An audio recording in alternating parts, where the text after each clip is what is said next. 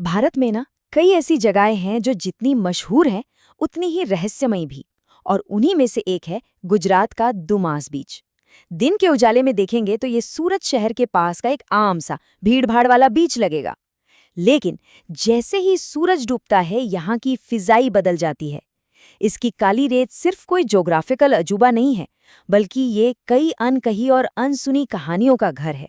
और आज हम इन्हीं कहानियों में से एक की परतें खोलने जा रहे हैं। तो किसी के भी मन में जो सबसे पहला सवाल आएगा वो यही है, भाई इस बीच की रेत सुनहरी क्यों नहीं है? इसका रंग इतना गहरा, एकदम राख जैसा काला क्यों है? और बस यही सवाल हमें उस कहानी की तरफ ले जाता है जिसने इस जगह को इतना बदनाम कर दिया है। सदियों से ये माना जाता रहा है कि दुमास बीच असल में एक बहुत बड़ा शमशान घाट हुआ करता था। सोचिए, न जाने कितने दाह संस्कार हुए होंगे यहाँ, और उनके बाद बची हुई राख हवा और लहरों के साथ धीरे धीरे धीरे धीरे इस रेत में मिलती चली गई। लोगों का मानना है कि इसी वजह से यहाँ की मिट्टी का रंग हमेशा के लिए बदल गया, और सिर्फ रंग ही नहीं बदला बल्कि उन रूहों की ऊर्जा भी इसी रेत में समा गई जिनका अंतिम पड़ाव यही जगह थी। तो चलिए अब आते हैं हमारी कहानी पर। कहानी है कॉलेज के 5 दोस्तों की। वही अपनी रोज की जिंदगी से बोर हो चुके थे, कुछ अलग कुछ रोमांचक करना चाहते थे। गोवा के प्लान बन बन के कैंसिल हो रहे थे, और तभी उनमें से एक मयूर दुमास बीच का जिक्र छेड़ता है। अब जैसे ही मयूर ने ये सुझाव दिया, ग्रुप में फौरन 2 टीमें बन गई। एक तरफ थे कुशल और नील जैसे दोस्त जिन्हें लग रहा था कि अरे ये सब तो बस इंटरनेट की अफवाहें हैं, एडवेंचर के लिए तो बढ़िया मौका है।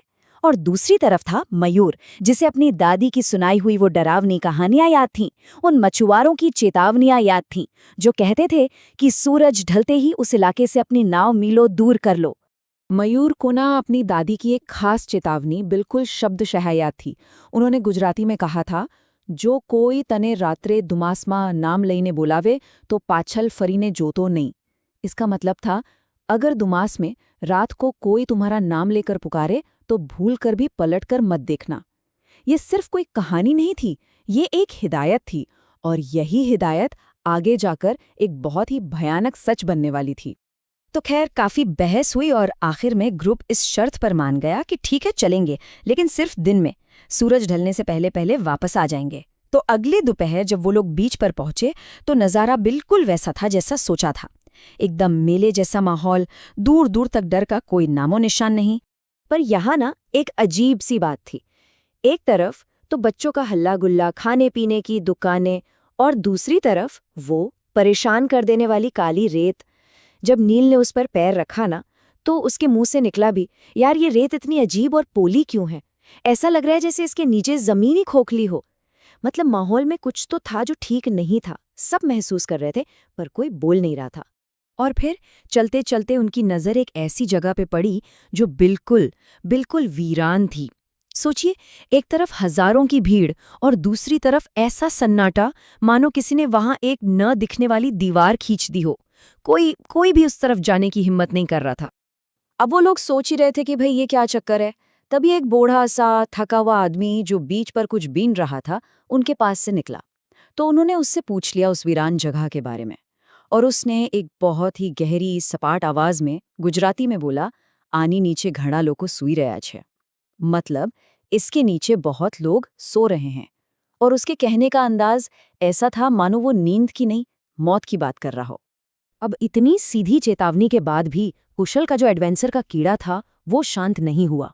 उसे दूर एक खंडहर दिखा और बस वो वहां जाने की जिद करने लगा। लेकिन इस बार रिया और आरव ने साफ साफ मना कर दिया। बोले, हमें तो एक पल भी नहीं रुकना यहाँ। तो आखिर में हुआ ये कि ग्रुप बट गया। नील, कुशल और मयूर आगे बढ़ गए और बाकी दोनों पीछे ही रुक गए। तो अब ये तीनों दोस्त उस वीरान हिस्से में चले तो गए, और जैसे ही उन्होंने कदम रखा, पीछे जो भीड़ का शोर था वो एकदम से शांत हो गया। समंदर की हवा अब ठंडी नहीं लग रही थी, भारी लग रही थी। और सूरज बहुत तेजी से डूब रहा था। उन्हें पता भी नहीं चला कि बाकी सारे लोग बीच से कब जा चुके थे। जब वो लोग उस खंडहर तक पहुंचे तो दरवाजे पर एक जंग लगी हुई तख्ती थी जिसने उनके सारे शक को यकीन में बदल दिया। उस पर लिखा था, दुमास बीच शमशान भूमि। ये सिर्फ कहानियां नहीं थीं, ये जगह सच में एक शमशान थी। और बस ये देखते ही नील के तो होश ही उड़ गए। वो फौरन मुड़ा और रिया और आरव के पास वापस भाग गया। अब उस वीरान जगह पर सिर्फ मयूर और कुशल बचे थे। और बस यहीं से चीजें बहुत तेजी से बिगड़ना शुरू हो गईं। वो लोग लहरों के साथ खेलने में इतने मगन हो गए कि उन्हें टाइम का पता ही नहीं चला। जब नजर ऊपर उठाई तो सूरज डूब चुका था, बीच बिल्कुल खाली था और चारों तरफ घना अंधेरा था। घबराहट में उन्होंने दोस्तों को फोन लगाया, पर सिग्नल आ जा रहे थे और फिर देखते ही देखते फोन की बैटरी भी खत्म हो गई। तो अब सोचिए, वो दोनों उस अंतहीन अंधेरे में बिल्कुल अकेले, चारों तरफ सिर्फ लहरों की डरावनी आवाज और वो काली रेत। और फिर वो हुआ जो सिर्फ कहानियों में सुना जाता है। अचानक उस पूरे सन्नाटे को चीरती हुई एक बहुत ही साफ मीठी सी आवाज आई, किसी औरत की आवाज। कुशल, आवाज कभी लगता समंदर से आ रही है, कभी लगता बिल्कुल पीछे से आ रही है। ये वही पुकार थी जिसके लिए मयूर की दादी ने मना किया था। कुशल की हिम्मत नहीं हुई पलटकर देखने की, लेकिन डर अपनी हद पर तब पहुंचा जब एक और आवाज ने मयूर का नाम पुकारा। और मयूर के तो पैरों के नीचे से जमीन ही खिसक गई।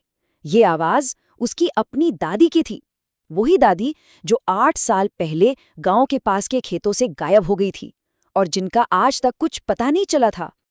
और इसके बाद तो जो हुआ वो उनके होश उड़ाने के लिए काफी था। हवा में अचानक जलती हुई लकड़ी और इंसानी मांस की गंध फैल गई। दूर से राम नाम सत्य है के मंत्र सुनाई देने लगे। फिर एकदम से न जाने कहां से कुत्तों का एक झुंड आया, उन पर भौंका और फिर अंधेरे में गायब हो गया। और सबसे भयानक था एक पूरी की पूरी शव यात्रा का नजारा, जो मशाले लेकर सीधा उन्हीं की तरफ दौड़ी चली आ रही थी। इसी दहशत के बीच मयूर ने कांपते हुए हाथों से अपने डेड फोन को एक आखिरी बार ऑन करने की कोशिश की और स्क्रीन 1 सेकंड के लिए चली। उस पर टाइम था रात के ठीक 12 बजे और अगले ही पल फोन हमेशा के लिए बंद हो गया और वो दोनों पूरी तरह से अंधेरे और नाउमीदी में डूब गए। तो वो रात तो जैसे तैसे कट गई, लेकिन उस रात का असर उन दोनों की जिंदगी पर हमेशा के लिए रह गया। ये कोई बुरा सपना नहीं था, ये एक हकीकत थी जिसे वो जी कर आए थे। जब सुबह तक मयूर और कुशल वापस नहीं आए तो उनके दोस्तों ने पुलिस को खबर कर दी। अगली सुबह लोकल मछुआरों को वो दोनों समंदर के किनारे मिले, बेहोश हालत में। उनके शरीर बिल्कुल ठंडे पड़े थे और उन्हें बहुत तेज बुखार था। वैसे मछुआरों के लिए ये कोई नई बात नहीं थी, उन्होंने पहले भी कई लोगों को इसी हालत में देखा था। जब उन्हें होश आया और उन्होंने अपनी कहानी सुनाई तो जाहिर है किसी ने यकीन नहीं किया, लेकिन उस रात का खौफ मयूर के दिमाग में घर कर गया था। आज भी इतने सालों बाद वो अक्सर रात में जलती हुई लकड़ी की गंध से चीख मारकर उठ जाता है, एक ऐसा ट्रॉमा जो उस रात की सच्चाई की गवाही देता है। खैर, वो दोनों खुशकिस्मत थे, उस रात के बाद वो जिंदा मिल गए और अपने घर वापस जा पाए। उनकी कहानी दुमास बीच से जुड़ी न जाने कितनी कहानियां में से एक और कहानी बनकर रह गई। और ये पूरी कहानी हमें एक आखिरी और बहुत परेशान करने वाले सवाल पर लाकर छोड़ देती है। मयूर और कुशल तो मिल गए, लेकिन उन लोगों का क्या होता है जो दुमास के अंधेरे में खो जाते हैं और फिर कभी नहीं मिलते? ठीक मयूर की दादी की तरह, जिनका गायब होना आज भी एक अनसुलझी पहेली है।